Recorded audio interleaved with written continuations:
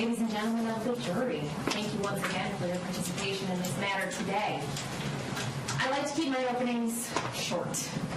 I mean, as the judge stated, what I tell you isn't evidence today. You're going to hear that part next when the witnesses testify, when the exhibits are discussed. But my job right now is to summarize simply what I think the evidence will be. And after you hear, see, read everything involved in this case, my job will then be to help you piece it together to determine whether or not the defendant, Len Kachinsky, is guilty of a crime. In this instance, the crime is the crime of stalking. So what do I think you'll hear in this case? First and foremost, Len Kachinsky was the municipal court judge for the Village of Fox Crossing Municipal Court. During the time frame that we're looking at, from spring of 2017 until summer of 2018, he had one employee to supervise, the court manager. Mandy Bartelt had been court manager since May of 2016. Between her start date and spring of 2017, Mandy and the defendant got along really well. You might even call them friends, or at the very least, close co-workers. But some events occurred in March or April of 2017 that caused Mandy to be somewhat concerned about how close they were. You'll hear her testify to those concerns, and you'll hear that those concerns were addressed with Mr. Kachinsky in May of 2017. As a result of those concerns, she had one small request. Please keep things work-related and professional. Well, this didn't sit well with Mr. Kachinsky. Now, you'll hear that throughout the summer, throughout the fall, throughout the winter, into 2018, all the way to the summer of 2018, he continued to try to pursue a personal relationship with Mandy Bartelt over her objections. Now, often when an employee has a conflict with their boss, there's a supervisor or a boss's boss that this can be brought to. But Len Kachinsky was an elected judge. He didn't have a boss to report to. So when this all began, Mandy did the next best thing.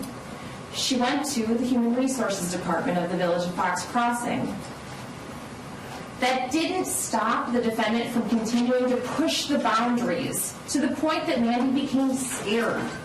So the village manager, Jeff Sturgill, was then brought in. And he brought in Jim Macy, an attorney for the village. Repeatedly, all of these parties asked one thing of Len Kachinsky, and that was to keep things professional and stop pursuing this personal relationship. But that didn't stop Len Kachinsky. He figured he was the judge, and they didn't have the authority to tell him what to do. Now, without going into the specifics of his actions, I will leave that to my witnesses. I will leave that to the exhibits. This defendant went from trying at any length to force Mandy to engage in this personal friendship, this personal relationship, to retaliating against her for her refusal to be his friend. Even the state courts had little effect on this defendant.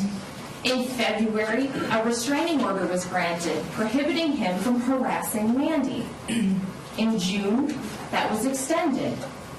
Each time, he was advised to keep things professional, to only have contact that's necessary to run the municipal court of Fox Crossing. That's why we're here. Because no matter who asked Len Kachinsky to back off, to keep things professional, to refrain from having communications of a personal nature, Len Kachinsky couldn't do it. For over a year, he made Mandy Bartelt's life utterly miserable. But more than that, he kept her under serious, constant emotional distress. So what do I think the evidence will show today? That between May of 2017 and July of 2018, Len Kachinsky intentionally engaged in a course of conduct directed at Mandy Bartelt.